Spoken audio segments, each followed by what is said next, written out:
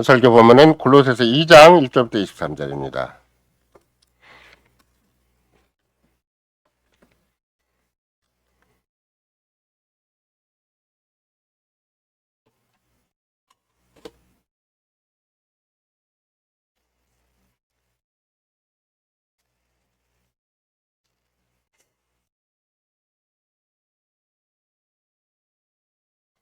이 장 1절입니다. 내가 너희와 라오디게아에 있는 자들과 무릇 내 육신의 얼굴을 보지 못한 자들을 위하여 어떻게 힘쓰는 것을 너희가 알기를 원하노니 이는 저희로 마음의 위안을 얻고 사랑 안에서 연합하여 원만한 이의 모든 부에 이르러 하나님의 비밀인 그리스도를 깨닫게 하려 함이라. 그 안에는 지혜와 지식의 모든 보화가 감춰 있느니라. 내가 이것을 말하면 아무도 공교한 말로 너희를 속이지 못하게 하라 함이니 이는 내가 육신으로는 떠나 있으나 심령으로는 너희와 함께 있어 너희의 규모와 그리스도를 믿는 너희 믿음에 굳은 것을 기쁘게 봄이라.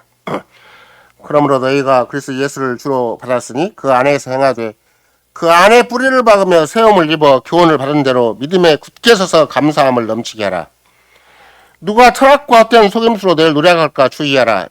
이것이 사람의 유전과 세상의 초동학문을 조침이요 그리스도를 조침이 아니니라. 그 안에는 신성의 모든 충만이 육체로 거하시고 너희도 그 안에서 충만하여졌으니 그는 모든 정사와 권세의 머리시라. 또 그 안에서 너희가 손으로 하지 아니한 할례를 받았으니 곧 육적 몸을 받는 것이요 그리스도의 할례니라. 너희가 세례로 그리스도와 함께 장사한 바 되고 또 죽은 자들 가운데서 그를 일으키신 하나님의 역사를 믿음으로 말미암아 그 안에서 함께 일으키심을 받았느니라. 또 너희의 범죄와 육체의 무할례를 죽었던 너희를 하나님이 그와 함께 살리시고 우리에게 모든 죄를 사하시고 우리를 거스리고 우리를 대적하는 의문에 쓴 증서를 도말하시고 제하여 버리사 십자가에 못 박으시고 정사와 권세를 벗어버려 밝히 드러내시고 십자가로 승리하셨느니라. 그러므로 먹고 마시는 것과 절기와 월삭이나 안식을 인하여 누구든지 너희를 편론하지 못하게 하라. 이것들은 장래일의 그림자이나 몸은 그리스도의 것이 아니니라. 그리스도의 것이니라. 누구든지 일부러 겸손함과 천사 숭배함을 인하여 너희 상을 빼앗지 못하게 하라. 저가 그 본 것을 의지하여 그 육체의 마음을 조차 헛되이 과장하고 머리를 붙들지 아니하는지라. 온 몸이 머리로 말미암아 마디와 힘줄로 공급함을 얻고 연합하여 하나님이 자라게 하심으로 자라느니라. 너희가 세상의 초동 학문에서 그리스도와 함께 죽었거든 어찌하여 세상에 사는 것과 같이 의문에 순종하느냐. 곧 붙잡지도 말고 맛보지도 말고 만지도 말라 하는 것이니 이 모든 것은 쓰는 대로 부패에 돌아가리라. 사람의 명과 가르침을 줬느냐. 이런 것들은 자의적 숭배와 겸손과 몸을 괴롭게 하는데 지혜 있는 모양이나 오직 육체 좇는 것을 금하는 데는 유익이 없느니라.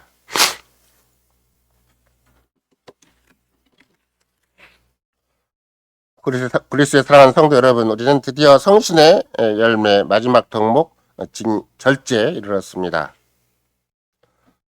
사도 바울이 특별히 이 9가지 목록 끝에 이 특별한 덕목을 둔 것이 어쩌다 보니까 그냥 마지막에 속해 있는가 이렇게 쉽게 볼 수도 있겠지만 그러나 처음에 둔 것도 의미가 있고 또 마지막에 둔 것도 아주 의미심장한 것이죠. 다른 말로 한다면 가장 속기 쉬운 또 가장 우리가 간과하기 쉬운 것이 사랑이요 절제다라고 생각할 수가 있는 것이고 사랑이 진정한 사랑이 아니고 우리도 모르게 세상과 휩쓸린 그런 별 다를 바가 없는 사랑이라면 절제도 세상적인 방식으로 절제하려고 하고 또 인간적인 방식으로 쉽게 자기가 마치 절제를 한 것으로 착각을 하게 만드는 것이죠. 그래서 성신의 열매라고 분명히 바울 사도가 가르칠 때는 육신의 소욕이 아닌 성신의 열매다라는 걸 강조하는 것이지 그냥 우리가 다 하는 대로 사랑할 수 있고 다 하는 대로 절제할 수 있다 이런 말은 아니에요. 반드시 사랑도 성신의 열매여야 되고 반드시 절제도 성신의 열매여야 된다. 이걸 바울 사도가 가장 강하게 강조하고자 해서 사랑을 맨 처음에 둔 것이고 절제를 그 열매 덕목의 마지막에 두어서 절제가 참으로 성신의 열매가 아닌 사람은 사랑도 절대 성신의 열매로서 사랑을 못하는 거예요. 사랑이 성신의 열매로서의 사랑이 아닌 사람은 절제도 안 되는 것이죠.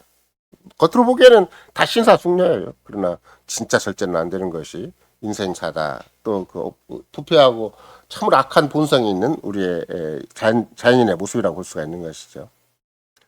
다른 말로 얘기한다면 바울 사도가 특별히 강조하는 것은 옛 본성에 의해서는 절대 이런 것을 우리가 가질 수가 없다. 보통 자연인의 품성 가지고는 절대 우리는 사랑도 못하고 절제도 못하는 것이다. 물론 나머지 7가지도 전혀 관계가 없는 것이죠. 절제가 없다면 마음에 언제든지 뭐가 다 수반되는 거예요. 사랑의 정반대인 믿음이 계속 생기는 거예요. 기가 막히게 틈을 타고 와요. 어떻게 사랑할 사람은 적은데 미워하는 사람 많은지도 모르고, 어떻게 사랑하는 시간은 많지 않은데 미워하는 시간은 그렇게 많은 건지.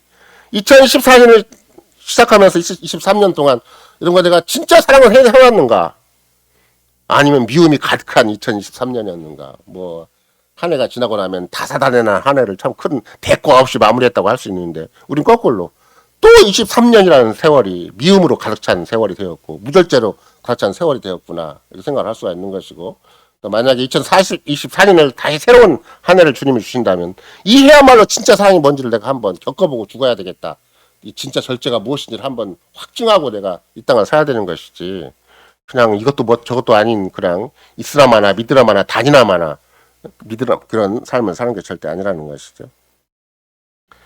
따라서 바울 사도가 이 특별한 덕목 절제를 그 목록 맨 마지막에 배치신 것은 왜 그러는 것인가? 절대 속지 말라라는 강력한 교훈이 있어요. 네 자신도 속지 말고 다른 사람 속이지 말아라. 너 절대 다른 사람 앞에 괜찮은 인간도 아니고 네 자신도 절대 하나님 앞에 또는 하나님 그리스도인으로서의 정상한 모습이 아니다, 이걸 강조를 하는 것이죠. 따라서 오늘은 성신과 함께 행하면서 절제를 실행해야 하라는 큰 주제하에 어떤 절제고 어떤 성신의 사역인가를 소주제로 삼아서 특별히 오늘은 골로새서에 전한 복음을 듣고자 합니다.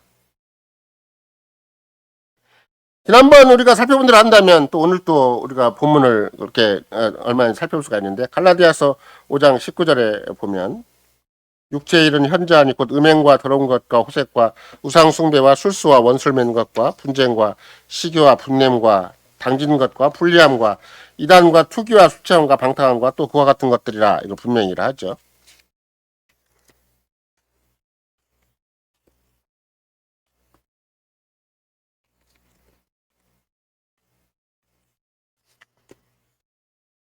아까 일단 갈라디아서 잘 읽어보면 갈라디아서 5장 18, 15절 만일 서로 물고 먹으면 피차 멸망할까 조심하라. 내가 이르노니 너희는 성신으로 자행하라. 그리하면 육체의 욕심을 이루지 아니하리라.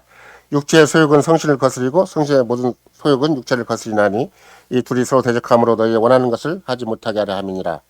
너희가 만일 성신의 인도하시는 바가 되면 율법 아래 있지 아니하리라. 육체의 일은 현저하니 곧 음행과 더러운 것과 호색과 우상 숭배와 술수와 원수를 맺는 것과 분쟁과 시기와 분냄과 당진 것과 불리함과 이단과 투기와 술 취함과 방탕함과 또 그와 같은 것들이라. 전에 너희 경계한 것 같이 경계하노니 이런 일을 하는 자들은 하나님의 나라를 유업으로 받지 못할 것이요. 이제 22절 오직 성신의 열매는 사랑과 희락과 화평과 어리석음과 자비와 양성과 충성과 온유와 절제는 이 같은 것을 금지할 법이 없느니라. 그리스도 예수의 사람들은 육체와 함께 그 정과 욕심을 십자가에 못 박았느니라.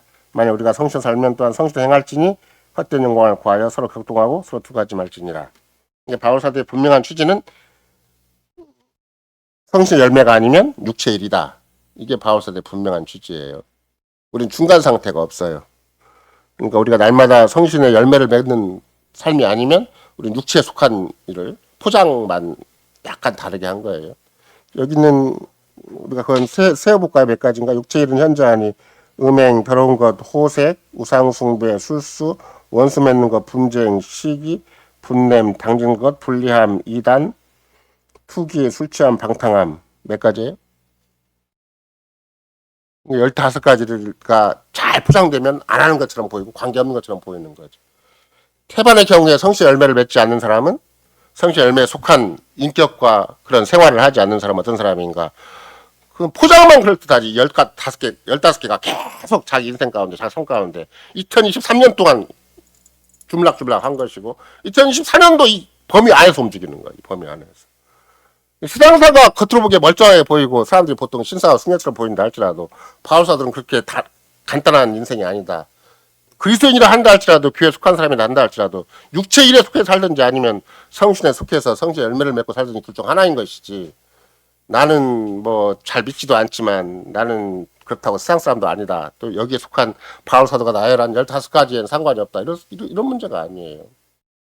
그러니까 결국은 사랑으로 시작을 해서 절제로 바울 사도가 마무리를 할 때는, 만약에 음행, 더러운 것, 호색, 우상숭배, 술수, 원술 맺는 것, 분쟁, 시기, 분냉과 당뇨과 불리함과 이단과 투기와 술취함과 방탕함, 또 그와 유사한 것들이 있다고 한다면 15가지 정도가 아니겠죠. 이제 나머지가 얼마나 더 많이 나열할 수 있는 것인가. 9가지 면모를, 9가지 덕목을 바울사도가 특별히 9가지로 사랑부터 시작해서 절제까지 매운걸 한가 보면, 갈라디아서가 만약 10장까지 있다 그러면 나머지 장을 다 채울 정도 같아요. 그와 같은 것들을 바울사가 충분히 나열할 수가 있어요. 여러분과 나도 그 이후에 우리가 또 바울사와 똑같은 입장에서 우리의 과거를 돌아볼 수 있고 우리의 현실을 돌아볼 수 있는 단어들이 너무나 많이 있는 것이고, 오늘날 우리가 정치, 경제, 사회, 문화, 예술, 온갖 우리 주변의 삶의 영역 속에서 얼마든지 육체의 일에 속한 것들을 나열할 수가 있는 것이지, 그게 바울사도가 줄였다고 해서 15가지밖에 없는가 보다, 그런 건 절대 아닌 것이죠. 현대사일수록 더 무섭고 더 악하고 더 지독한 것이 많이 있는 것이죠. 종합적인 얘기는 무엇인가? 바울사도의 표현에 간다면 앞에 속한 15가지와 그와 같은 것들은 뭐가 없어요? 사랑도 없고 절제가 없는 것이다. 무엇보다 절제가 없이 달려간다. 한 번 맘먹으면 캬코 그걸 해봐야 돼요. 어떻게든지. 뭐 게임만 그러는 거 아니고 무슨 여러 가지 세상에서 볼 때 불의한 짓만 그러는 게 아니고, 그저 그냥 그 성탄절 뿐만이 아니고 주말만 되면 왜 이태원에 놀러 가야 되는가, 그 마약과 똑같은 거예요. 예. 제가 이전에 한번 어떤 분, 그 가장 가까운 분을 만났는데, 토론토나 그런 그 대도시 사회도 마찬가지예요. 젊은이들이 토요일 날 클럽을 안 가면 좀비 수시서 복귀한대. 근데 신자도 그래. 내가 잘 아는 분의 딸도 그래요. 그것만큼 인정해주라 그래요. 그 딸이 나쁜 거 아니에요. 지금도 훌륭한 토론토 시민이 되고, 또 어떻게 보면 한국인이면서도 그 사회에 아주 굉장히 유력한 인사가 돼도 살기도 하지만, 그러나 한국에 와서도 그 벌써 못 버리는 거예요. 어디 갔냐 그러면 거기 갔다. 자신의 정욕과 욕구를 불태운다라 그러면 우린 싫겠죠? 거꾸로 얘기한다면 절제가 없는 거예요. 자신의 정욕과 욕구를 불태워주는 거, 그게 모습 보이진 않아요. 신사숙녀처럼 보이고, 약간의 문화예술을 즐기는 것처럼 보이고, 약간의 자기 취임생활하는 것처럼 보여요. 근데 핵심은 뭔가 절제가 없는 것이고, 정욕과 욕구를 불태워서 인생을 하는 거예요.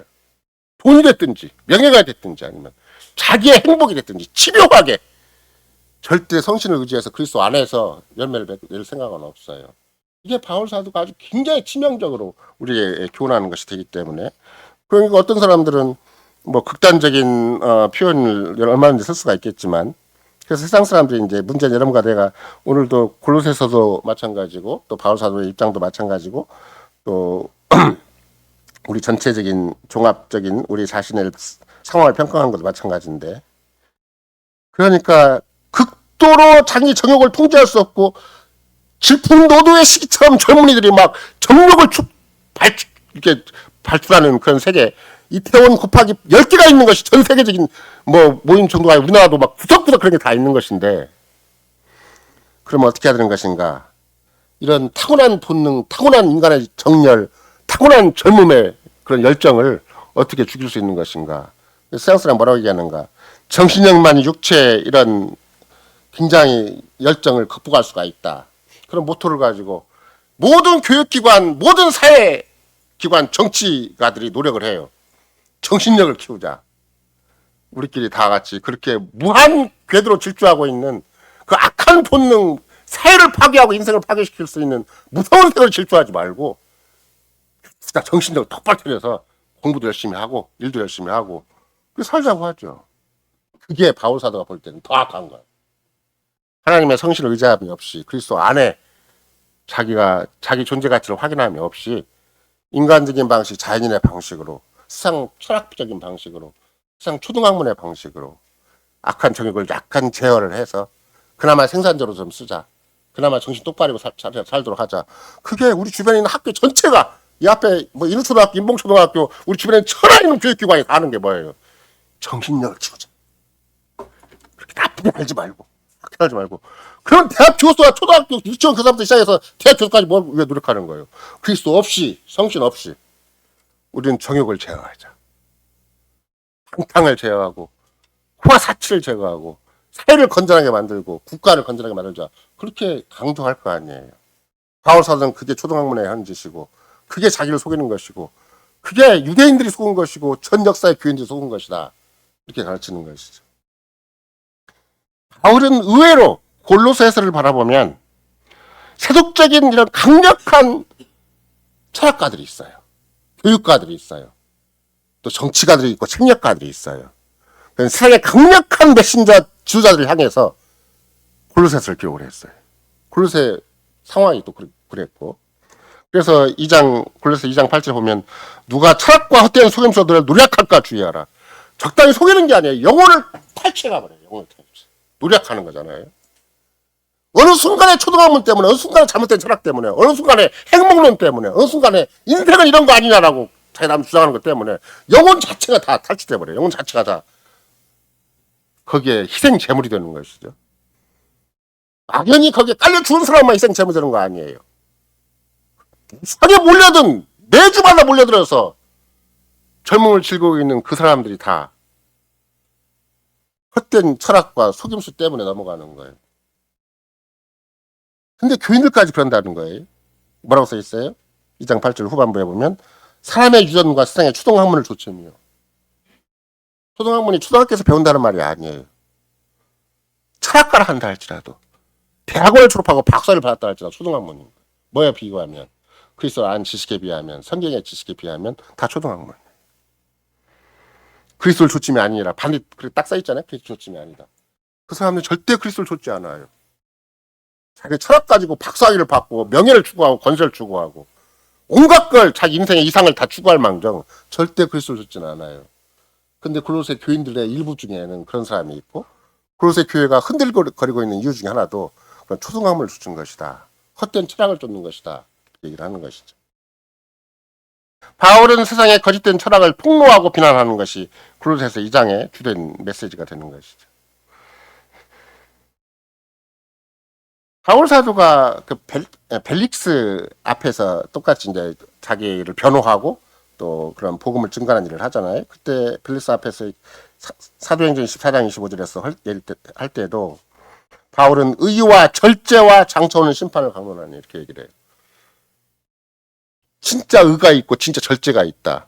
그럼 뭐과 관계되는가? 심판과 관계되어 있다. 만약 진짜 의가 없고 진짜 절제가 없으면 심판의 대상이 된다.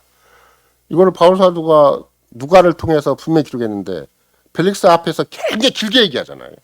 그리스도가 이 땅에 오신 거, 그런 그리스도 오심으로 말미암아 죽음과 부활의 의미, 하나님 나라의 전체적인 의미를 오죽하면 하나님의 전 경륜을 다 얘기를 해줘요. 벨릭스 앞에서. 그러니까 여러분과 내가 홀 카운슬로 가시라는 말이 바로 이 맥락에서 나와요. 개혁교회와 복음주의 차이는 뭔가? 하나님의 전 경륜을 가르치는 것인가? 아니면 제일 취향에 맞는 것만 가르치는 것인가에 따라서 복음주의와 개혁교회가 나눠지는 것이고 인본주의와 개혁교회가 나눠지는 것인데 그 맥락 앞에서 바울 사도가 특별히 벨릭스 왕 앞에서 강조한 건 뭔가? 의와 절제와 장차오는 심판을 강론했다 이렇게 써 있어요. 절제가 생각보다는 단순히 인격적인 사소한 문제가 아니라 역사적인 문제고 교회적인 문제고 이것이 전 인류의 문화적인 문제구나. 이 절제를 절제답게 하지 아니하면 곧바로 심판의 대상이 되는 거구나. 사람들은 왜 절제하지 않는가? 심판이 있는 줄 모르기 때문에 절제하지 않는다. 하나님의 심판이 있는 걸 모르니까 절제하지 않아요. 지금 천하 여러분 주변에 우리 주변에 전 세계 역사 속에서 계속 왜 절제를 하지 않고 막 무무지하게 달려가는 것인가? 제가 최근에 그 이전에 제2차 세계대전 전후 맥락을 계속 살피는 중에 있는데 물론 화란에서는 그 구속사적인 맥락에서 정말 치열한 믿음의 싸움을 해요. 그런데 일반적인 전 세계는 무슨 싸움을 하는 것인가? 소련과 독일과의 싸움을 하고 있는 것이고 일본과 동남아 지역 전체에서 독립전쟁을 하고 있는 거잖아요.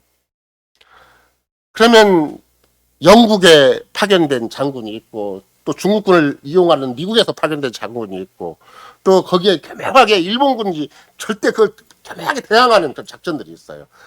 그걸 이전에 몰랐던 걸 자꾸 보니까 아 마귀가 전 세계에 한번 전쟁에 소용돌이 집어넣으면 진짜 싸움은 이런 싸움인데 바울 싸움을 해야 되는 건데 진짜 싸움은 골로새 싸움을 해야 되는 건데 전쟁의 소용돌이 때문에 무조건 연합군의 편을 들고 무조건 승자의 편을 들어서 힘의 논리에 의해서 이기는 자가 정이다. 근데 아무리 이겨도 골로새에서 교회는 세워지지 않아요. 하나님의 은혜의 복은 하나님 여기도 갈라디아서 얘기할 때는 15가지와 그와 같은 걸 행하는 자들은 하나님 나라와 상관이 없다. 하나님 나라를 받지 못한다고 얘기를 하잖아요. 그러면 세상의 인간 나라 바벨론 제국이 바벨탑 같은 세상 제국이 되는 것이고 하나님의 심판의 대상이 되는 것인데 유일하게 하나님의 심판을 피할 길은 뭐밖에 없는가? 그리스도의 교회를 중심으로 은혜의 왕국을 건설하고 그 안에 살아있는 지체가 되는 거예요. 근데 어떻게 살아있는 지체가 안 되는 것인가 그러면 교회에 속해 있으면서도 세상 철학과 초등학문을 따라가는 거예요. 세상의 가치와 목표, 세상과 다를 바가 없는 인생의 목표, 세계관, 역사관을 따라가는 것이죠. 그 절제 최고의 철학이 뭔가 그러면 스토아 학파라는 또 절제 최고도의 그 미학을 얘기하는 사람이 누군가 그 플라톤 철학이라는 거예요.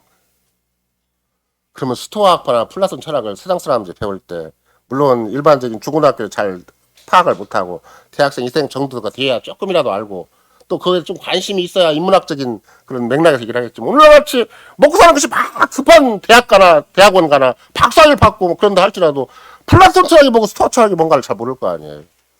근데 전 역사적으로 절제를 가르쳐온 철학이 있다면 스토아 철학이고 플라톤 철학이에요. 함부로 살지 말아라 이런 거예요. 정신 똑바로 차리고 살아라. 플라톤 철학 같은 경우는 우리의 진정한 추구는 이데아에 있다. 현실은 늘 들락날락하고 들쑥날쑥하고 늘 변화무쌍한 거니까 현상에서는 이데아를 끊임없이 찾아서 모색을 해야 된다. 그래서 이데아를 추구함으로 알면 현상을 절제할 수 있도록 그렇게 하는 게 플라톤 철학이잖아요. 절제가 그들에게 최고의 개념은 아니에요.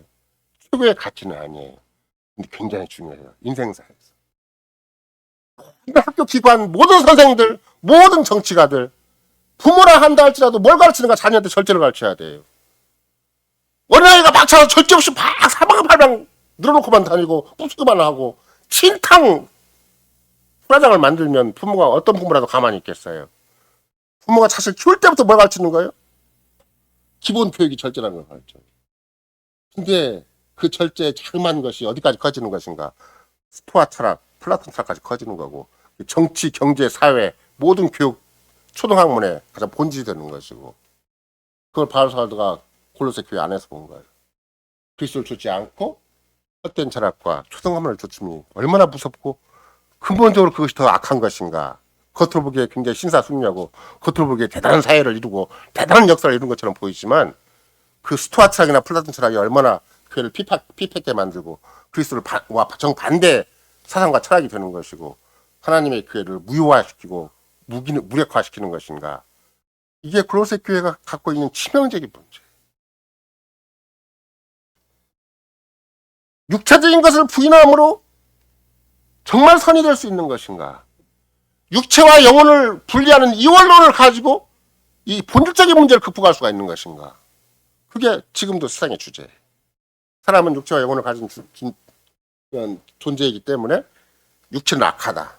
그러니까 영적인 걸 추구하자. 정신적인 걸 추구하자. 정신적인 걸 추구하면 조금 괜찮게 보이는 인간이 되는 것이고 육체적인 걸 추구하면 조금 저질스러운 인간. 그야말로 형이 상한 걸 추구하면 괜찮은 인간. 형이 하악을 추구하면 못된 인간. 그건 세상 철학가 뭐 교육을 받든 안 받건 높은 학위를 받거나 하면 똑같아요. 형이 상황을 추구하면 좋은 인간. 아무리 최고의 교수를 한다 할지라도 형이 하악을 추구하면 버러지 같은 인생. 그런 거 아니에요. 그러니까 결국은 이것이 생각외로 압도적이구나. 마귀가 세상에 그리스도 없는 세상을 만들어 놓고 그리스도와 상관없는 세상을 만들어 놓고 그렇게 하면 그나마 세상이 잘 될 것처럼 그렇게 하면 조금 좋은 시민사회가 되고 민주사회가 되는 것처럼 우리를 속이는 거구나. 세상에 결국은 겉으로 보기에 멀쩡한 절제 같은 약간의 절제 같은 모습이 있다 한다 할지라도 그러나 그런 절제 가지고는 하나님의 심판을 피하지 못한다. 또 바울 사도 입장에서는 하나님 나라를 상속받지 못하고 하나님 나라에 들어가지 못하고 하나님 나라 너무 상관이 없는 것이다. 이렇게 얘기를 하는 것이죠. 다른 말로 얘기한다면 이걸 뭐라 그래? 그런 인생의 방법론, 세상 처신론을 그 인본주의 철학이라 그래. 하나님이 그리스도 안에서 성실한 말미암아 우리에게 주시는 것이 아니고 인본주의 철학, 인본주의 방법론에 의해서 세상을 그럴싸하게 살 수는 있어야 하는 만큼. 제가 가끔씩 얘기하잖아요. 우리 고등학교 다닐 때는 사당 오락이었다고. 4시간 자면 고시도 합격하고 대학 좋은 데 들어가고 그러지만 4시간 자면 떨어진다. 얼마나 철저를 해. 집요하게 지독하게 철저하죠. 잠하고 싸우고 육신하고 싸우고 정신력으로 승리하는 거죠. 그렇게 승리했다 한들 그리스도 교회와는 상관이 없고 하나님 나라와는 상관이 없고 그 무서운 헛된 철학 초등학문에 속아서 그리스도를 버리고 홀로 자기 인생을 구원할 수 있고 자기 인생의 행복을 건설할 수 있고 자기의 완성을 기할 수가 있다? 그게 진짜 악한 짓인 것이다. 이런 사고방식이 나중에 카톨릭까지 왔어요. 영혼과 육신을 나누는 것이죠. 영과 육을 나누는 거예요. 카톨릭이 가장 현저한 것이 창조 원리를 거부하는 거예요. 왜? 영과 육을 나누면 알면 육신은 약하니까 성을 거부해야 되겠다. 결혼을 거부해야 되겠다. 여자를 가까이 두면 안 되겠다. 그래서 신부가 따로 있고 그래서 결혼도 절대 안 넣는 거예요. 교황부터 시작을 해가지고 참 밑바닥까지. 그러나 전 역사가 증거하는 건 뭐예요? 고아원의 효시가 바로 수도원에 있고 카톨릭에 있는 거죠. 성을 절제할 수가 없어요. 오로지 영적인 일에만 전념을 하면 얼마나 위대한 삶을 살고 하나님 앞에 기쁜 삶을 살고 의미 있는 삶을 살겠는가. 그 사람들의 추중은 지금도 계속되고 있잖아요. 그 거대한 속임수가 전 역사를 지배할 정도로 지금도 카톨릭이 왜 문제인가를 제대로 몰라요, 사람들이. 제가 이번에 연말과 연초에 트림프 목사님의 글을 읽으면서 야, 이분은 이 카톨릭을 이렇게 적절 분석을 하고 적극 대처를 하고 그 적절 분석을 대처하는 것이 뭔가 그러면 구속 역사를 설교를 해야 된다. 교회 설교하는 거 외에는 답이 없다. 이게 트림프 목사 입장이에요. 근데 그런 아름다운 그런 역사적인 글을, 그런 의미심장한 글을 마귀가 개매하게 속여가지고 한국 사회에는 그냥 첫 번째 나중에 설명을 드리겠지만 그분의 글을 구태 고재수 목사님과 고서희 부인과 신대길 교수나 이런 몇 사람의 고신에 와가지고 이 책을 참 내서 한국 사회에 냈으면 좋겠다. 원 제목은 그냥 설교해. 그 브렉이라는 한 명한 정관사 있고 명사가 있는 설교.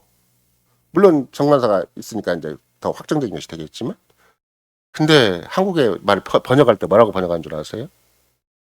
우리나라 사람은 설교하면 그때는 이 분위기가 교회가 이부 순서에 관심이 많을 때고 1980년대 분위기는 그거잖아요. 막 부흥하는 데 관심이 많고 밖에 나서 활동하는 데 관심이 많고 그 전체가 막 뭔가 색다른 액션을 취할 때잖아요. 설교해봤자 교인들이 가장 싫어하는 말 중에 하나예요. 그나마라도 그 책 제목을 뭐라고 붙였는가? 설교학 강의다. 학적으로 딱 붙여놓으면 좀 그나마 사람들이 관심을 가지고 권위 있을까 봐서. 근데 트림프 목사님은 시종일관 설교가 얼마나 중요한 것인가? 설교가 역사를 어떻게 바꿀 수 있는 것인가? 설교가 어떻게 세상을 움직일 수 있는 것인가? 설교가 왜 하나님의 구속 역사에 한 중심을 이루는 것인가? 이런 걸 강조하는 거예요. 바울사와 똑같아요, 지금. 그 당시 교회가 골로새 교인이 큰 교회가 아니에요. 골로새 지방에 무슨 대단한 그리스도인이 모인 게 아니에요. 한국의 지금 현 기독교처럼 교회처럼 엄청난 숫자가 모인 게 아니에요. 우리 정도의 규모밖에 안 돼요. 근데 이 자그만 교회 모습을 놓고 바울 사도가 이 교회 문제는 무엇인가? 숫자가 모자란 것이나 돈이 모자란 거나 세상적인 조건이 안 돼서 거기에 훌륭한 사람이 없고 잘난 사람이 없고 똑똑한 사람이 없으니까 문제인 것인가? 아니라고 얘기하는 거예요. 아무리 작은 사람이 왔고 아무리 초라한 사람이 왔어도 그 안에 뭐가 있는 것인가? 세상에 잘못 배운 게 있어요. 그리스도 아닌 걸 배웠어요. 세상에서 전부 초등학문을 배운 것이고 헛된 철학을 배워온 것이고 그리스도 없는 학문을 배운 것이고 자기 모든 가치관, 모든 세계관, 모든 인생관이 그리스도 없는 하나님 없는 성령과 관계가 없는 정반대가 되는 그런 세계를 배우고 갖고 여기 딱 앉아 있는 거예요. 너희는 그리스도를 조침이 아니다. 그렇게 해서는 하나님 나라를 받지 못한다. 골로새서 2장 16절에 다시 그 교회적 특성이 있어요. 그게 뭐냐면 2장 16절에 보면 그러므로 먹고 마시는 것과 절기나 월삭이나 안식이나 누군데를 편론하지 못하게 하라. 그렇죠? 그러니까 되게 육신에 속한 것이 교회적으로 약간 변화가 되면 어떤 모습을 본다는 거예요? 철저의 모습을 본다는 거예요. 주의를 열심히 지키자. 또 절기를 열심히 지키자. 또 가능하면 육신에게 집착하지 말고 영혼에 집착을 하자. 새벽기도 열심히 하자. 나머지 시간은 하루 종일 졸라고 하면서 그 이상하게 그런 쪽에 자꾸 신경을 많이 쓰는 그런 교회적 분위기를 만들어내는 거죠. 여기도 보면 먹고 마시는 것과 그걸 절제를 하자. 막 흥청거리고 막 있는 거 다 먹지 말고 금식도 하고 마시는 것도 이것저것 다 먹지 말고 술 먹지 말고 가능하면 정한 술 떠다 먹고 그렇게 해서 결국은 절기나 월삭이나 안식일을 인하여 근데 바울 사도가 그거 가지고 기독교의 본질처럼 그것이 복음의 본질이나 그것이 구원의 본질이 아니다. 그게 교회의 본질이 아니다. 그거 갖고 함부로 시시비를 가리고 새벽기도 나면 잘안 지시고 조금 경건한 삶을 살면 잘안 지시고 그런 게 아니고 금식하면 좋은 일이고 그런 게 아니다. 이게 다시 20절에 보면 뭐라고 써있어요? 너희가 세상의 초등의문에서 그리스도와 함께 죽었거든 어찌하여 세상의 것과 같이 의문에 순종하느냐. 붙잡지도 말고 맛보지도 말고 만지지도 말라 하는 것이니 이 모든 것은 주는 대로 다 부패에 들어가리라. 어떻게 사람의 명과 가르침을 줬느냐. 이런 것들은 자의적 숭배와 겸손과 몸을 괴롭게 하는 데 지혜 있는 모양이나 오직 육체에 좇는 것을 금하는 데는 아무 유익이 없느니라.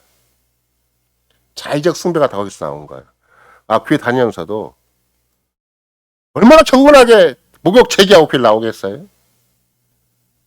그야말로 주일 성수 하나 하기 위해서 제가 과거에 말씀드렸잖아요.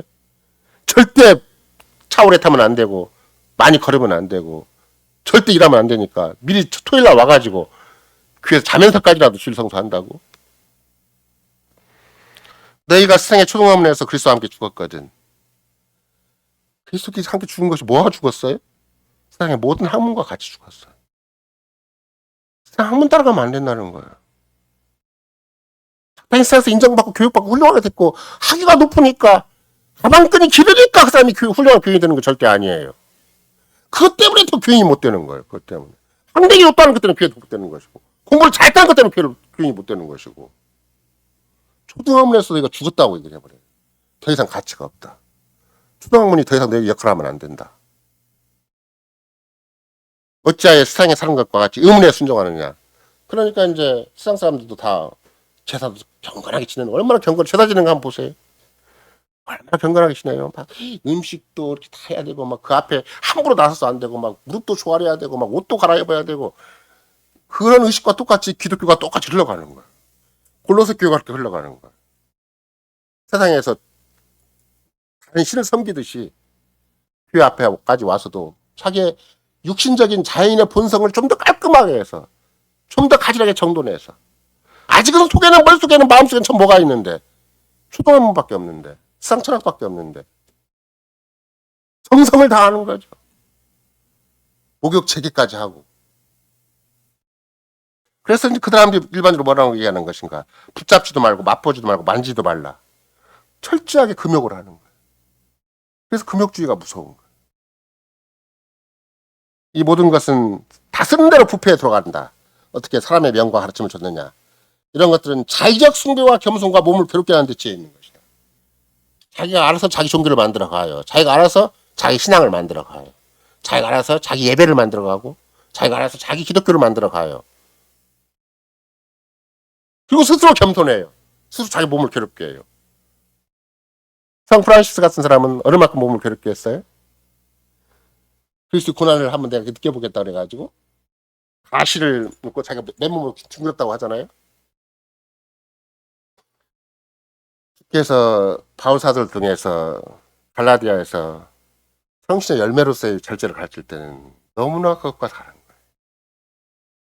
인간의 수련을 고도하게 하면 그렇게 성철 스님처럼 벽만 바라보고 평생을 보내면 모두 오욕칠정을 다 버리고 108번들을 다 버려서 스스로 완성이 되고 열반이 되면 그게 하나님 나라에 합당한 짓인가? 그런 거 없어요. 그냥 일상적인 삶을 살아가는데 성신을 의지하고 그리스도 안에 살아가는 거예요. 그게 어떤 성인보다도 어떤 위대한 성자보다 위대한 삶을 사는 거예요. 내가 얼마나 죄가 심각한 존재인가 반드시 그리스도의 십자가 필요하다. 그러니까 성신을 의지할 수밖에 없다고 느끼는 것이 최고의 성도라고 불릴 만한 것이지. 혼자 잘난 체하고, 혼자 훌륭한 체하고, 혼자 의로운 체하고, 혼자 완성된 체하고, 혼자 신사인 체한다면 자의적 숭배, 겸손, 스스로 몸을 괴롭게 하고 자기 인생을 절제한다 그래서 그게 하나님 나라에 합당한 건 아니다. 이게 바울사가 철저하게 가르치는 것이죠. 그래서 바울사도가 예민하게 지금 감지할 뿐만 아니라 골로새 교회의 심각한 문제를 바로 진단하는 게 뭔가 그게 헬라 철학이라는 거예요. 그 당시에 헬라 철학이 전부 인본주의 철학인 거예요. 사람의 노력에 의해서, 사람의 정성에 의해서, 사람의 집요한 금욕에 의해서, 절제에 의해서 어떤 세계가 자꾸 주어지는 거예요. 헬라 철학의 모든 내용에 그게 담겨 있어요. 공자와 맹자에도 담겨 있지만, 불교에도 담겨 있지만, 바울사가 겪은 그 지역사회, 그 시대적인 상황 속에서는 헬라 철학이 압도적이었다라는 거죠.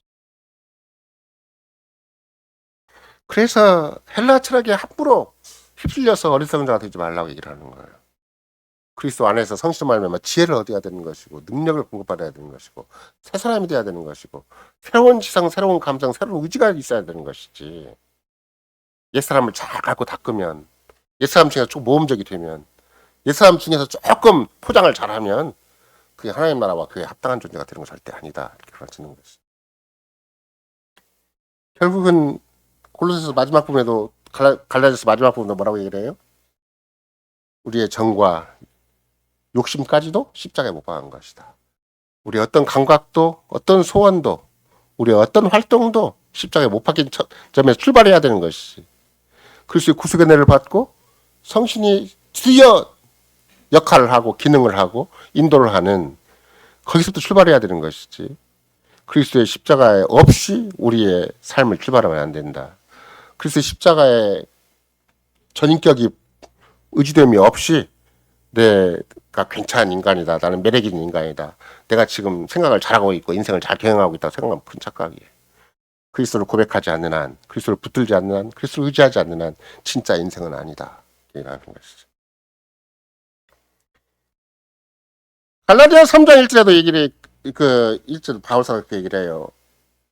어리석도다 갈라디아 사람들아, 예수 그리스도께서 십자가에 못 박히신 것이 너희 눈앞에 밝히 보이거든 누가 너희를 꾀이더냐. 다시 2절과 3절에 내가 다만 너희에게 이것을 알려 하노니 너희가 성신을 받은 것은 율법의 행위로냐 듣고 믿음으로냐. 너희가 이같이 어리석느냐. 성신을 시작했다가 어떻게 육체로 마치겠느냐. 그러니까 교회가 속는 것은 왜 그래요? 분명히 믿음을 그리스도를 어떻게 믿게 됐는가. 성신을 통해서 믿음으로 믿게 된 거예요. 근데 큰 시작은 교회 처음 시작을 그렇게 해놓고 믿음의 시작을 그렇게 해놓고 다시 세상으로 돌아가는 거예요. 세상 철학, 세상 초등학문으로 다 돌아가는 거예요. 세상의 방법론 인간적인 방법으로 돌아가는 거예요. 왜 성신을 시작했다 육체로 마치겠느냐라고 갈라디아 교인들에게 질책을 하는 것이죠. 그러면서 너희가 성신을 받은 것이 율법의 행위로냐 듣고 믿음으로냐. 세상에서는 끊임없이 공부 잘하는 사람, 열심히 노력하는 사람, 성실한 사람, 그것만 인정할 거 아니에요. 그게 어리석다고 바울사가 얘기를 해요. 물론 자기 성실하지도 않고 인생을 흥청망청 살고 대충 사는 사람도 별로 안 좋아하겠지만, 그러나 바울사도 훨씬 더 심도 있는 문제를 얘기를 하는 거죠. 듣고 믿음으로, 복음을 듣고 믿음으로 우리가 새로운 생명을 가지게 됐다면 새로운 생명은 오직 성신에 의해서만 일으켜진 것이고 성신에 의해서만 살아가는 것이지, 절대 갑자기 인본적인 걸 갖다 보탠다 그래서 그 인생이 복된 인생이 되거나 하나님만 합당한 인생이 되는 건 아니다. 이렇게 얘기를 하는 것이죠. 다른 말로 얘기하면 뭐라고 얘기하는 건 똑같아요.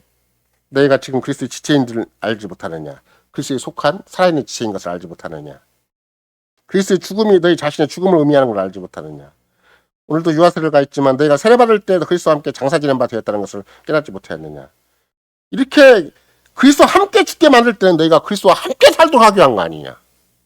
늘 그리스도와 함께 사는 거야. 그게 그리스도인이에요. 늘 그리스도를 의지하고 사는 것이고 그리스도 안에서 사는 것이고 그리스도를 사랑해서 사는 것이고 그리스도를 위해 사는 것이지. 한국교회 일반적인 신자들처럼 그냥 교회 올 때만 저렇게 생각을 하고 어떤 종교적인 활동을 할 때만 그렇게 생각을 하고 내가 집안에 설거지하고 집안에 식구들이 살아가는데 무슨 그리스도가 왜 필요해?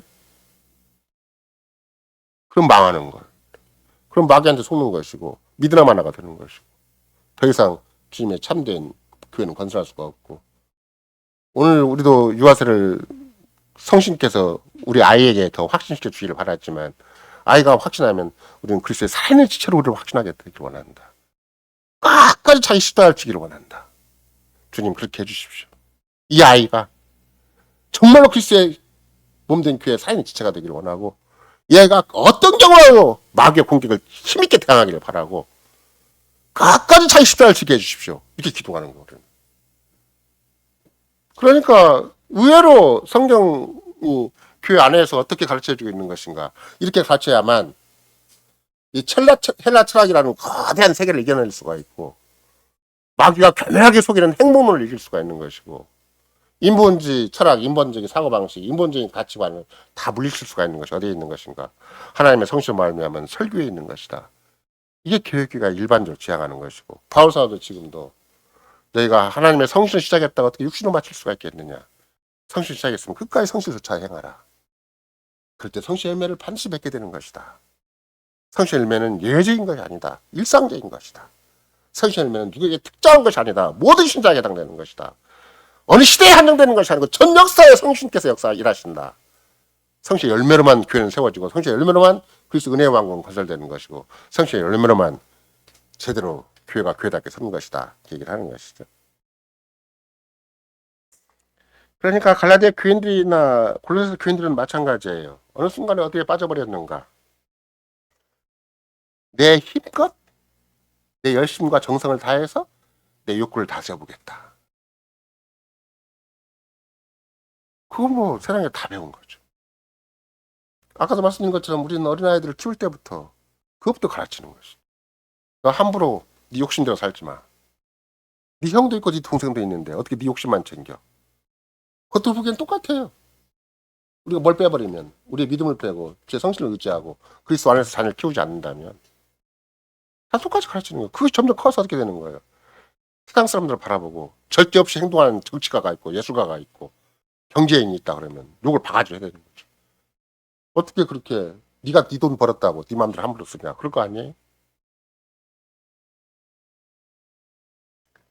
갈라디아 사람들과 같은 종류의 사고방식에 물들어 있는 것이 골로새 사람들이고 오늘날 헬라 철학에 물든 사람들이 당시의 시대적인 사람들이고 그 헬라 철학은 죽지 않았어요. 지금도 전 세계를 지배하고 있고 교회 밖의 사람들을 압도적으로 좌지우지하고 있는 것이다. 이런 것이죠. 그러니까 만약에 여러분과 제가 하필이면 성신의 9가지 덕목에 대해서 열매 9가지 덕목에 대해서 배우는 것인데 설교하는 자신도 마찬가지고 듣는 여러분과 나도 마찬가지예요. 이 절제가 정말 우리한테 해당되는 말인가?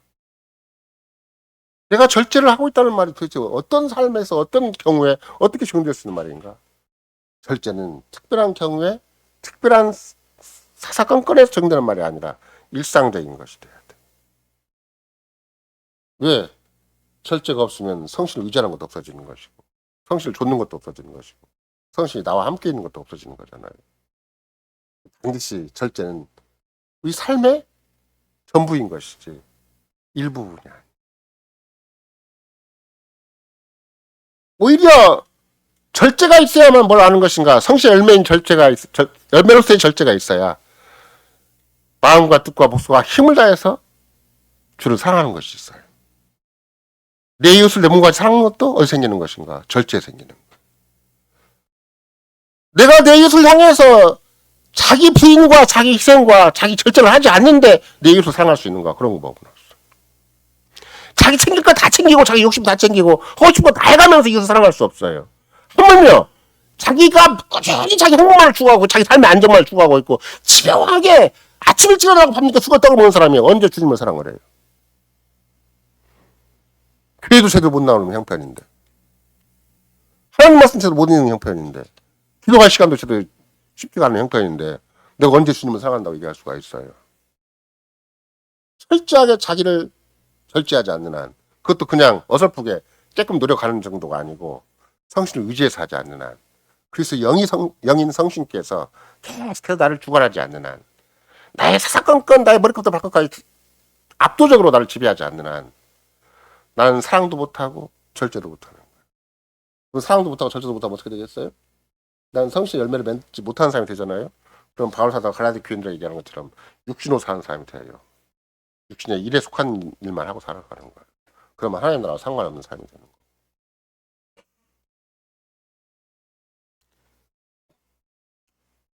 마치 우리의 믿음을 시작하게 하신 분, 또 우리의 믿음을 완성케 하시는 분, 우리의 믿음을 주관하시는 분이 예수 그리스도이시라면 누가 가장 완벽하게 절제를 실현하신 분이신가 그러면 자기의 모든 신상을 절대 함부로 구현하지 않고 하나님의 뜻, 아버지의 뜻과 영광만을 위해서, 아버지의 나라만을 위해서, 아버지의 교회만을 위해서, 아버지의 속한 자들만을 위해서 그 위대한 하나님의 능력을 발휘한 분이 바로 예수 그리스도예요. 제가 과거에도 말씀드리잖아요. 박영선 목사 같으면은 밑에 로마 군인 쫄병들이 와가지고 네가 구세주라면 네가 네 인생이라도 구원해라고 침뱉고 조롱하고 그러니까 박영선 목사가 하고 싶은 얘기가 뭔가 자기가 예수였다면 딱 십자가에 내려와가지고 뺨한테 딱 때리고 다시 올라가서 딱 부르는 거예요. 자식 아무것도 아닌 것이. 물론 예수님은 십자가에 달려서라도 안광으로 쏘기만 해도 사라져버리죠. 하나님의 능력을 베풀 수 있는 발휘하시는 분인데 한 번도 자기를 위해서 신상을 오용하지 않았어요. 그분이 기적을 베푸시고 그분이 바다를 잠잠케 하시고 풍랑을 잠잠케 하시고 그분이 뭔가 신비한 인간에 없는 능력을 베푸셨다면 누구를 위해서? 지자들을 위해서, 교회를 위해서, 주님의 아버지의 영광을 위해서 한 것이지 한 번도 자기를 위해 쓴 적이 없어요. 그럼 여러분과 내가 사랑은 뭔가? 그럼 뭐 사랑은 뭐예요? 내가 나를 위해 챙기는 건 사랑이 아닐 거 아니에요. 내 옆에 있는 사람을 위해서 집요하게 나를 희생해서 나를 부인해서 뭔가를 베풀 때 그 사랑이라고 할 수 있을 거 아니에요. 마치 부모가 자식을 위해서 목숨 걸고 사는 것이 아름다운 표본인 것처럼 그 이상의 뭔가 내가 있어야 그 사랑이라고 할 거 아니에요. 절제 없는 사랑이 있을 수가 있겠어요? 자기를 철저하게 내려놓지 않고 자기를 철저하게 부인하지 않고 사랑이 있을 수가 있겠냐고. 없어요. 따라서 우리는 끊임없이 그리스도가 필요하고 어떤 순간도 없이 성신이 필요한 것이지 그리스도 없이 성신 없이 우리는 스스로 괜찮은 인생을 살 수가 없어요. 하나님에 속한 자로서 그리스도로 살 수가 없는 거예요. 만약에 여러분과 내가 최소한도 적어도 우리 삶에 의미가 있으려면 사람의 노력으로는 안 되는 거구나. 내가 지금까지 살아온 방식으로는 안 되는 거구나. 내가 사람들의 보이는 모습 갖고는 안 되는 거구나. 내가 내 옆에 사람이 평생 살아왔다 한다 할지라도 옆 사람과 상관없이 집요하게 그리스도 안에서 내가 고민하는 게 있어야 되고 집요하게 성신을 의지하는 게 있어야 되는 것이지. 옆에서 우리 부인 훌륭하고 우리 남편 훌륭하고 내 자식 괜찮고 이런 거 갖고는 안 돼. 남 모르게 그리스도를 붙들어야 돼. 남 모르게 성신을 의지해야 되는 것이고 정말 뼈를 깎는 자기의 부인과 자기의 끊임없는 자기 절제를 통해서 내가 함부로 살 인생이 아니다. 내가 헛된 인생이 아니고 세상과 똑같은 인생이 아니다. 나는 그리스도인이다. 그러니까 그리스도에 속해서 그리스도를 위해서 그리스도를 의지해서 살 존재다라는 것을 계속 자기를 확인하지 않는 한 성신께서 역사하시는 것이 그렇게 강력한 세상과 역사를 새롭게 만들 만한 위대한 능력인 것인데 사명 하나님의 능력이 성신의 능력으로 우리에게 보여지는 것인데 정말 설교 하나가 이게 평생 마치 우리의 모든 24시간을 설교해도 부족한 것인데 이런 거 나는 주일날 조금 와서 오후 한번 듣고 가고 약간의 주께 몸을 통해서 배우는 거잖아요. 서로 확인하는 거잖아요. 근데 이런 게 위대한 거예요. 세상은 일생 전체를 다 바쳐도 공부해서 들뚝말뚝하는 게 세상인데 인격 하나가 안 바뀌어요. 그 고집 하나가 안 바뀌고 그 욕구 하나가 안 바뀌고 그 악한 본성 하나가 안 바뀌는 게 세상의 교육이에요. 근데 우리가 바뀌어져요. 세상도 바뀌고 역사가 바뀌어지는 위대한 능력이 생겨요. 내가 대단한 인생도 아니고 무슨 위대한 성자도 아니고 세상에 아주 많은 사람도 아닌데 꾸준히 그리스도 안에서 성신을 의지할 때는 너무나 신비한 하나님 나라가 이루어지는 것이고 하나님에 속한 왕 같은 세상에서 삶을 살 수가 있는 것이고 그리스도의 살아있는 지체로서 존재 가치와 그 아름다운 영광 같은 것을 충분히 줄 수가 있는 것이기 때문에 바울 사도는 골로새 교회에게 가라다 교회에게 일관되게 얘기를 하는 것이고 바울 사도의 골로새 교회와 가라다 교회의 가르침이 그대로 역사의 마지막까지 교회를 향해서 똑같이 주어진 것이죠. 그래서 우리는 뭐 구약의 말씀을 끝까지 인용하지 않아도 어릴 때부터 절제를 자기를 통제하고 제어하는 법, 셀프 컨트롤을 배워야 되는 것인데 그러면 어릴 때부터 뭘 가르치는가요? 육체의 본능이 하는 대로 내버려 두면 파괴적이다라는 걸 가르치는 거예요. 너 어떤 사람은 그렇죠. 자녀가 철이 잘 들어가지고 혼자 막 열심히 공부도 하고 뭔가를 위해서 남다르게 노력을 하면 내 자신이 훌륭하다고 생각을 하겠죠. 근데 그거를 믿는 부모가 바라볼 때 그리스도 없이 성신 없이 한다는 것에 대해서 두려움을 느껴야 되는 거예요. 저게 세상에서는 그럴듯하게 명분 있게 살지는 모르나. 그래서 상관없이 또 바벨탑을 하나 이루겠구나. 또 하나님 앞에 심판의 무서운 세계를 자기 이름 하에 자기를 구원하는 세계를 자기 행복과 안정을 추구하는 세계를 또 이루어가겠구나. 그걸 부모가 두려워하는 것이 언약교육. 자기를 끊임없이 훈련하는 걸 가르치는 거예요. 너 홀로 네가 엄마한테 혼날까 봐서 아버지한테 혼날까 봐서 하지 말고 계속 주를 의지할 수 있도록 주의 약속을 바라고 성신을 의지할 수 있도록 가르치는 것이다. 특별히 성과 관련해서 마찬가지예요. 자기를 통제하지 않으면 나이가 먹으면 더 한대요. 자꾸 해요. 어떻게든지 하는 거예요.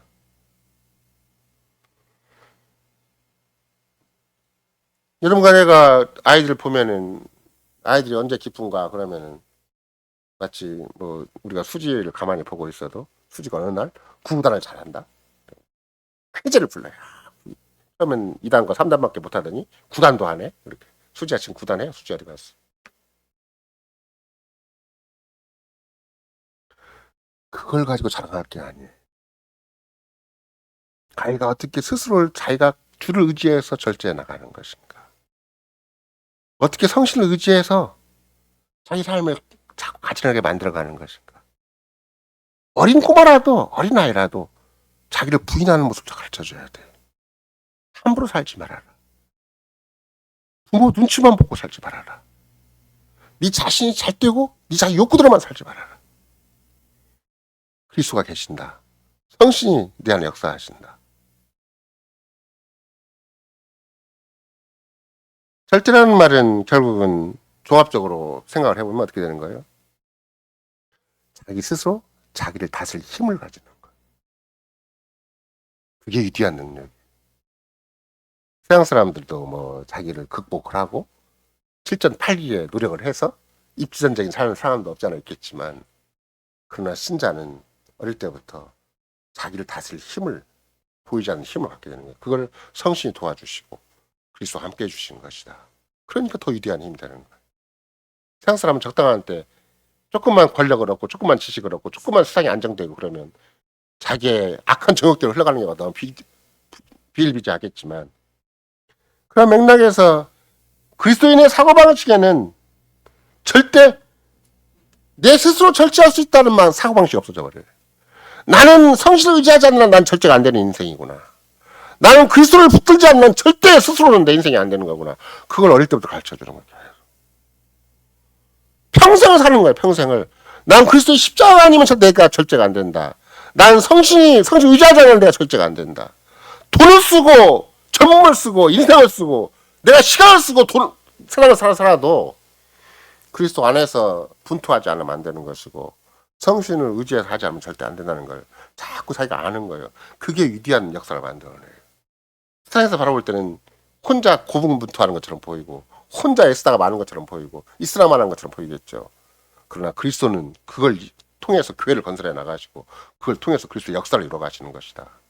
세상에 훌륭한 사람, 위대한 사람, 세상에서 능력 있는 사람 통해서 역사를 이루어가는 것이 아니고 교회를 세워가는 것이 아니고 자기 안에 그리스도 안에서 끊임없이 자기와 싸우는 사람, 끊임없이 성신을 의지해서 자기 주의 본성과 싸우는 사람, 그런 사람을 통해서 주께서는 주의 교회를 이루어 가신다. 주의 나라를 이루어 가신다. 주의 뜻과 영광을 전해가신다. 이게 성경의 가르침인 것이죠. 왜 그래? 성신은 하나님이시기 때문에 내 밖에서 능력이 나한테 오기 때문에 그래. 신앙 철학은 뭐가 문제예요? 내 안에서 나를 개발해서 나를 일깨워서 내가 노력해서 내 안에서 뭐가 생기는 거예요. 근데 성신을 의지하는 사람은 안 그래요. 내 밖에서 나를. 그것도 어설픈 존재에서 어설픈 근원에서 오는 게 아니에요. 삼위 하나님이신 한 분이 그리스도의 영이신 그분이 이게 직접 내 안에 나와 함께 계셔서 세계는 없는 것을 자꾸 이뤄내시는 거예요.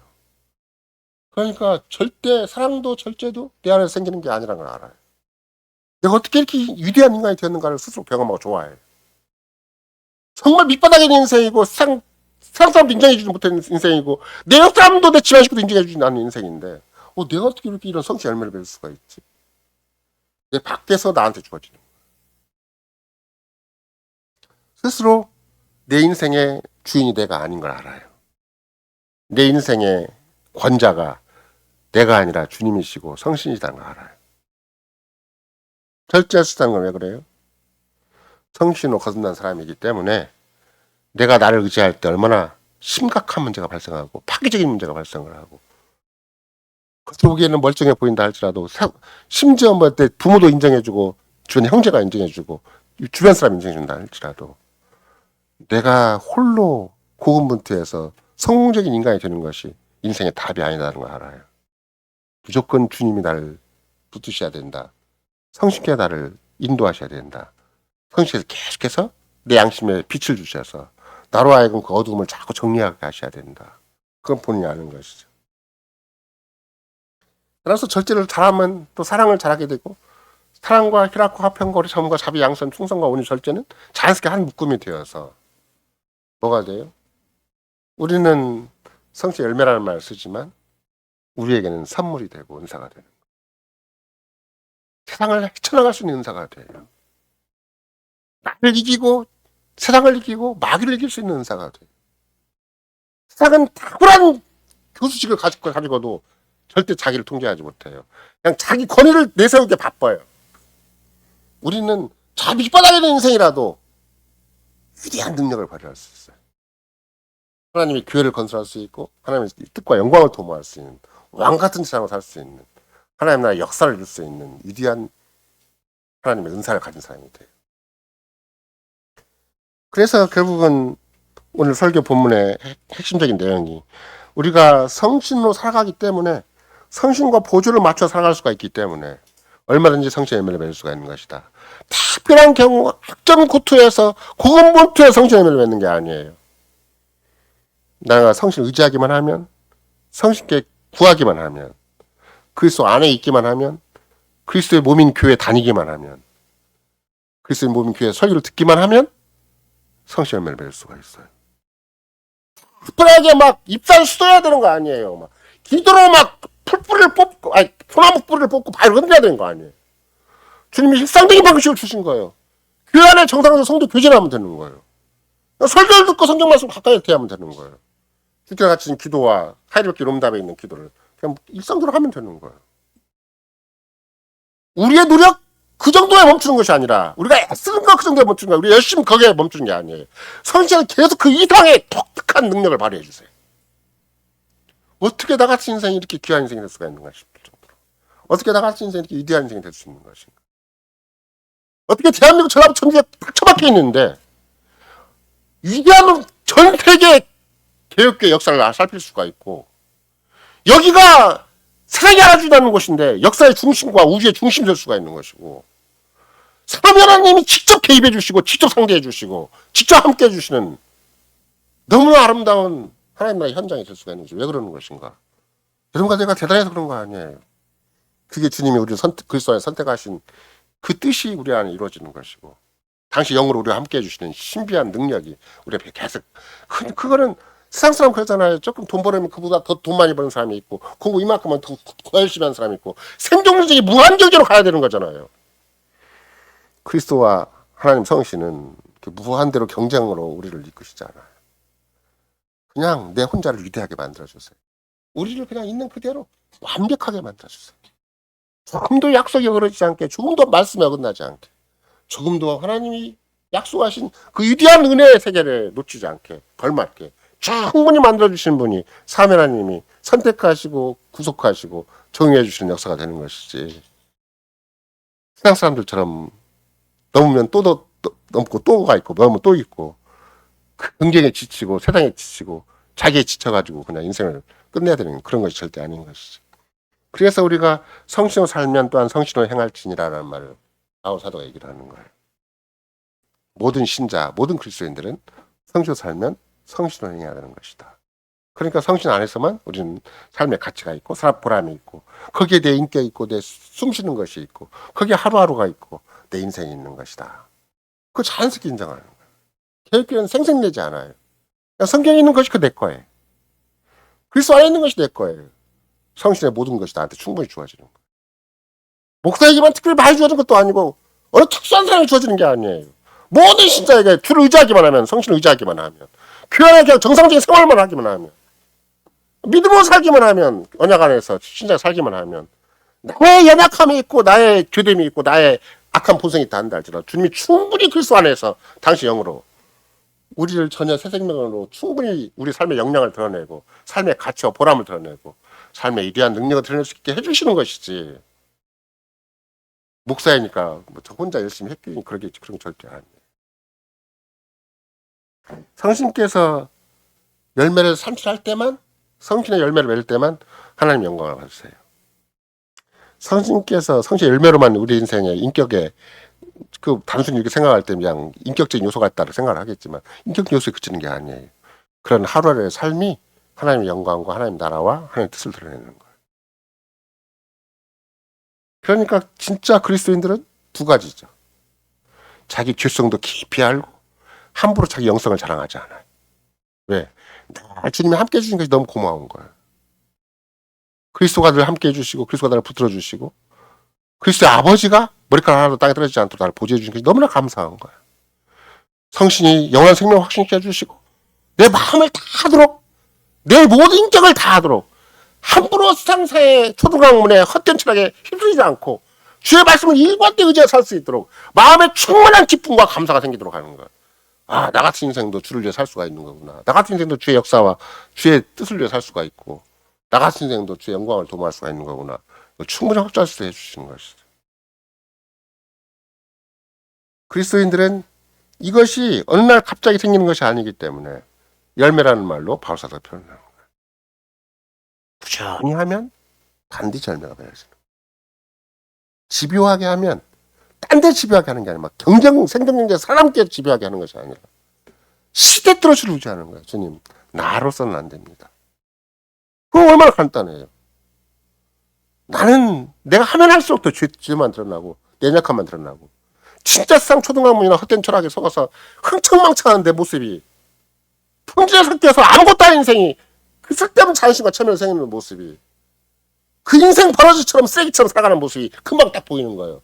아, 이게 아니구나. 다시 그리스도 안에서 다시 믿음으로 다시 언약 안에서 다시 말씀으로 나 빨리 좀 돌이키는 거예요. 그렇지 않으면 인생 쓰레기 자 지저분한 곳에서 버러지처럼 살아가다 마는 거예요. 혼자 막 인생을 막 갖고 다니는데 우리가 보통 얘기하는 대로 걸레는 빨아도 걸레라고 맨날 갖고봤자 그 인생이 그거예요. 왜? 그리스도의 구속의 은혜를 안 입으면 성신께서 함께 해주지 아니하면 하나님이 정말로 머리털 하나 땅에 떨어지지 않도록 보호해 주지 아니하면 우리 인생 금방 낭비돼 버려요. 아무것도 아니야. 여러분과 내가 돈을 벌면 얼마나 벌고 건강하면 얼마나 건강하고 인생사를 살면 얼마나 살겠어요. 근데 주님이 섬세하게 내가 가진 것을 주께 드리기만 하면 주께 맡기기만 하면 주를 의지하기만 하면 충분히 써주신다고 보장해 주시니까 이제까지 삶을 헛되게 살았다 할지라도 2023년까지 그냥 그렇게 살아왔다 할지라도 24년만큼 내가 그렇게 안 살았겠다고 각오만 하더라도 주님은 충분히 주시는 거예요. 완벽하게 주시는 거예요. 여태까지 살아온 인생과 비교할 수 없는 위대한 인생을 주시는 거예요. 그걸 자기가 자꾸 알아야 돼. 그 진짜네. 그게 사면 하나님이 변함없는 약속을 당시의 교회에게 주시는 방식이고 변함없는 설교를 이렇게 주시는 것이고 대한민국에 수많은 교회가 있고 수많은 목사가 있고 수많은 설교가 있다 할지라도 이런 거 나는 일상적으로 구속사적 설교를 배울 수 있다는 것도 그 위대한 장점 중에 하나인 거예요. 누가 그런 걸 가르쳐주지 않아요. 이번에도 이종국 목사가 집요하게 얘기를 주고받았지만 없어요. 대한민국에 찾기가 쉽지가 않아요. 근데 1980년대 고재수 목사님은 그런 걸 확연하게 펼쳐놨어요. 마귀는 그 무서운 큰 교단이 클 때까지 그거 없이 교단이 크게 만들어놨어요. 지금도 그 사람들 이제서야 최근에 그 하나님 유학 갔다 온 여러분 글에 보면 임경근 목사라고 있는데 이제야 고재수 목사님 자료를 좀 찾아가지고 좀 역사를 다시 한번 정리해봐야 되겠다 이런 말을 이제서 해요. 역사 정리하면 뭐 할 거예요? 그 역사를 모르는데 신앙 고백을 모르고 하나님 은혜 왕 걸 모르고 성신의 역사를 모르고 성신의 열매를 모르는데 그 정리하면 뭐 할 거냐? 우리는 심지어 바울 사도가 계속해서 일관되게 강치는 바에 의한다면 뭐예요? 열매를 구태여 쓴 이유는 어디에 있는 것인가? 열매 맺기 위한 최적 환경이 있는 것이다. 그 최적 환경이 뭐라는 거예요? 주님의 교회답게 서가고 신앙 고백 위에 서고 그게 구속사적인 설교를 배워야 되고 들어야 되고 우리의 신앙 고백에 따라서 생활을 해야 되고 날마다 경건하게 살아야 되고 그저 그냥 착실하고 착한 사람이 되라는 말이 아니에요. 그게 하나님 나라를 이루는 길이고 하나님의 교회를 이루는 길이고 하나님 나라의 역사를 이루는 길이다. 이걸 주님이 강조해 주시는 것이죠. 적합한 풍토가 있어야 돼. 제대로 성신께서 역사하실 수 있는 도구가 되어야 돼요. 제대로 성신이 함께 하신다는 확증을 얻을 수 있도록 우리 생활이 끊임없이 자기에 대한 부인과 자기 스스로에 대한 절제와 계속 자기에 대한 권증을 계속 행함으로 말미암아 내가 함부로 살았으면 절대 안 되겠다. 세상 사람은 인정해주지 않고 세상에서는 대단한 인생은 아니라 한다 할지라도 나는 주님 앞에서만 성신 앞에서만 신실하게 살아야 되겠다.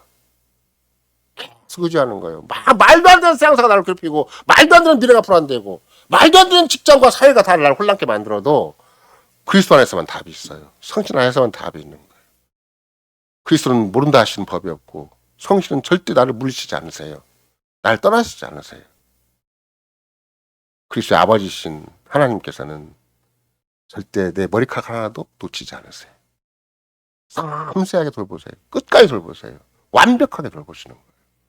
그렇게 나로 하여금 절대 세상에 무너진 인생, 자기 못난 것에 무너진 인생, 마귀에게 쫓기는 인생이 아니라 그리스도 안에 보배로운 인생, 그리스도 독특한 소유가 된 인생, 왕같은 세상을 사는 인생, 진정한 그리스도 사는 인생을 충분히 살게 하신다.